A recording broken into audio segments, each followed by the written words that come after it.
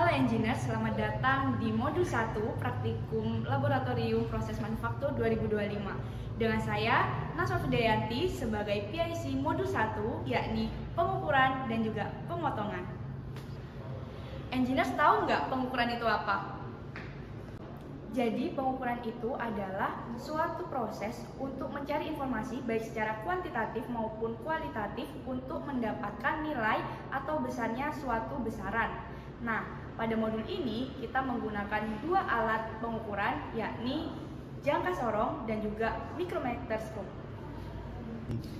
Baik, ini untuk jangka sorong. Jangka sorong sendiri memiliki beberapa bagian. Yang pertama ada rahang bawah. Rahang bawah sendiri ini memiliki fungsi, yakni mengukur ketebalan suatu benda atau bisa juga mengukur diameter suatu benda. Nah, untuk sebelah sini, ini tuh namanya rahang atas. Rahang atas memiliki fungsi, yakni mengukur diameter dalam suatu benda. Dan di paling belakang sini, untuk jangka sorong sendiri memiliki ekor yang fungsinya untuk mengukur kedalaman suatu benda. Jangka sorong juga memiliki dua skala, yakni yang pertama ada skala utama dan juga yang paling bawah ini adalah skala Nonius dengan ketelitian yakni 0,05. Selanjutnya ada micrometerscope. Micrometerscope sendiri fungsinya hampir sama dengan jangka sorong, hanya bedanya pada micrometerscope ini hanya bisa mengukur ketebalan benda kerja. Namun pada micrometerscope itu ketelitiannya lebih tinggi dibandingkan jangka sorong, yakni sebesar 0,01 mm. Nah, untuk bagian-bagian micrometerscope sendiri, yang pertama ada frame. Lalu yang kedua, di sini ada anvil sebagai penahan beban kerja. Lalu di sebelah sini ada spindle, fungsinya untuk menjepit benda kerja. Lalu di sini ada sleeve atau tabung sebagai tempat skala utama. Lalu di sini ada thimble sebagai tempat skala Nonius. Lalu di paling belakang ini ada raket, ini sebagai tempat memutar spindle untuk menjepit benda kerja. Lalu di sebelah sini ada kunci atau lock sebagai pengunci dari thimble berikut. Berikut adalah prosedur bagaimana cara kita menggunakan jangka sorong. Tetapi sebelum kita menggunakan, kalian jangan lupa untuk mengkalibrasi pada jangka sorong dengan merapatkan kedua permukaan rahang ukur, yakni rahang bawah dan rahang atas. Lalu jangan lupa juga tepatkan garis 0 pada skala Nonius dengan garis 0 pada batang utama jangka sorong. Nih, bisa kita lihat bahwa garis skala utama dan skala Noniusnya itu sudah sejajar. Oke. Kita next cara menghitungnya bagaimana.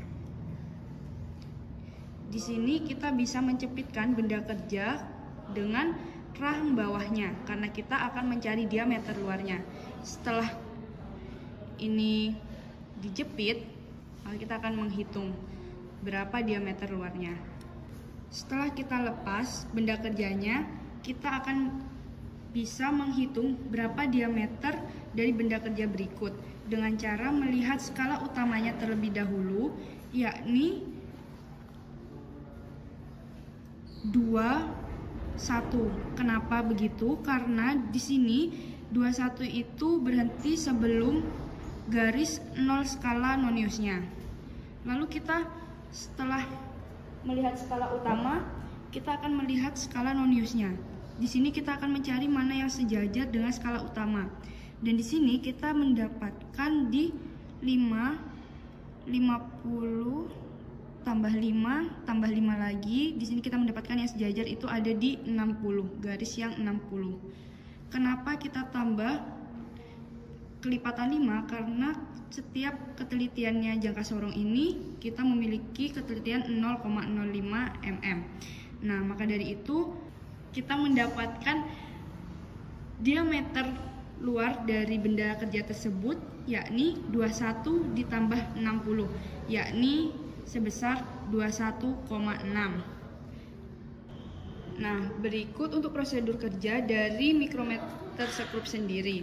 Tetapi sebelum kita mengukur berapa diameter dari benda kerja ini, kita bisa melakukan kalibrasi pada micrometer screw dengan membersihkan bagian anvil dan juga spindle-nya dengan cara kita rapatkan sampai spindle dan juga bagian anvil ini menyatu dengan diputar menggunakan raket sampai berbunyi.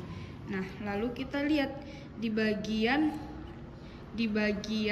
skala nonius ini apakah sudah sejajar dengan skala utamanya. Nah, di sini bisa kita lihat bahwa skala utama dan skala noniusnya sudah sejajar dengan 0. Selanjutnya kita akan beralih ke pemotongan. Pemotongan sendiri adalah proses dalam manufaktur, yakni menghilangkan beberapa bagian pada material dari benda kerja untuk mendapatkan ukuran atau bentuk yang diinginkan. Nah, pada modul kali ini kita akan menggunakan 2 alat pemotongan, yakni adalah gergaji tangan dan juga gerinda tangan. Oke, sebelum melakukan pemotongan, engineer semua jangan lupa menggunakan APD, yakni ada masker, lalu ada kacamata, dan juga ada sarung tangan, supaya engineer semua tetap safety ya. Oke, berikut prosedur kerja dari gergaji tangan sendiri. Yang pertama, kita memilih jenis gergaji tangan sesuai dengan pekerjaan yang akan dilakukan. Karena di sini kita akan menggunakan benda kerja kayu, maka kita menggunakan gergaji kayu. Kalau ini gunanya sebagai gergaji besi, dan ini bisa untuk gergaji kayu juga, tetapi di sini saya akan menggunakan gergaji yang lebih besar. Lalu yang kedua, periksa kondisi gergaji tangan, periksa mata gergaji masih tajam dan pegangan tidak ada patah atau rusak.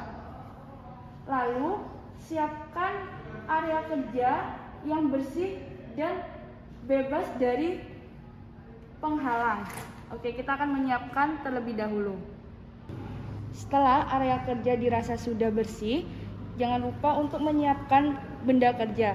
Tandai area atau pola yang akan digergaji pada permukaan bahan kerja. Di sini saya sudah menandai polanya di ujung sebelah kanan sini. Lalu posisikan benda kerja pada meja kerja yang stabil dan kencangkan jika perlu. Lalu yang ketiga, pegang gagang gergaji dengan satu tangan dan posisikan mata gergaji pada awal garis potong seperti berikut. Setelah itu, tarik gergaji ke depan dan ke belakang. Usahakan pada saat pemotongan, tangan kalian jangan terlalu tegang. You can't drain me of this energy. I got too much going on to worry about my enemies. All the stuff you talking, I can tell it's really jealousy. On that higher frequency, won't let you get the best of me. Put that on the death of me, turn up the intensity. Berikut untuk prosedur kerja dari mesin gerinda tangan sendiri. Nah, yang pertama itu pastikan keadaan mesin gerinda dalam kondisi baik dan aman dipakai. Lalu yang kedua, cek apakah ada kebocoran arus listrik pada bodi mesin dan kabel listrik yang ada pada mesin gerinda tangan ini. Lalu yang ketiga, cover atau kap pelindung pada mesin terpasang. Lalu yang keempat, cek kondisi mata batu gerinda tidak terlalu tipis atau terlalu kecil. Nah, di sini ada 3 macam mata batu gerinda. Di sini saya menggunakan mata gerinda yang dikhususkan untuk kayu. Lalu, pada saat memasang atau mengganti mata batu gerinda, sumber arus listrik harus dalam posisi mati. Jadi, di bagian bawah sini terdapat tombol on off. Dan pada saat mata batu gerinda nanti dipasang, pastikan tombol on off ini ada pada keadaan off. Sebelum melakukan pemotongan, perhatikan apakah di sekitar terdapat barang yang mudah terbakar dan cek apakah kabel berada di lintasan pemotongan.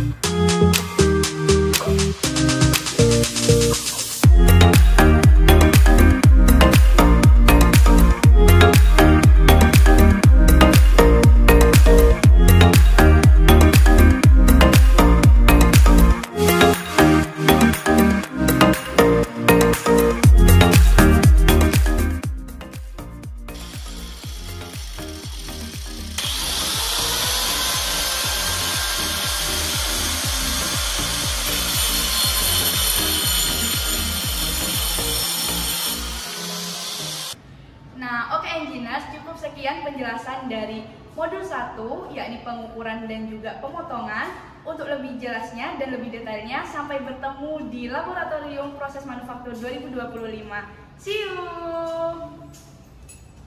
Baik, selanjutnya kalian akan masuk ke tugas pendahuluan modul 1. Untuk tugas pendahuluan modul 1 sendiri, kalian akan mencari subbab wajib untuk landasan teori.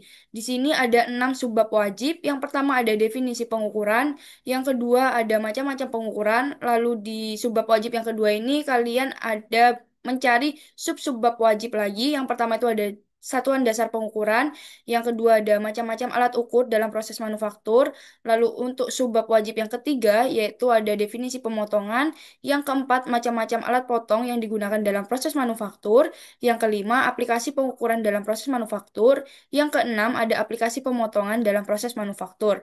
Dengan catatan, minimal 10 halaman, lalu minimal 3 buku, tidak ada minimal tahun, lalu 3 jurnal internasional, dan 4 jurnal nasional dengan minimal tahun 2020. Diberi citasi dan tidak boleh anonim atau mengarang. Lalu bila ada gambar harus ditempatkan secara vertikal atau berdiri, harus rapi dan seproporsional mungkin. Lalu yang terakhir, di bawah keterangan gambar jangan lupa untuk diberi keterangan. Sekian dari modul 1, kurang lebihnya mohon maaf dan terima kasih. Sampai jumpa di lab proses manufaktur 2025. See you.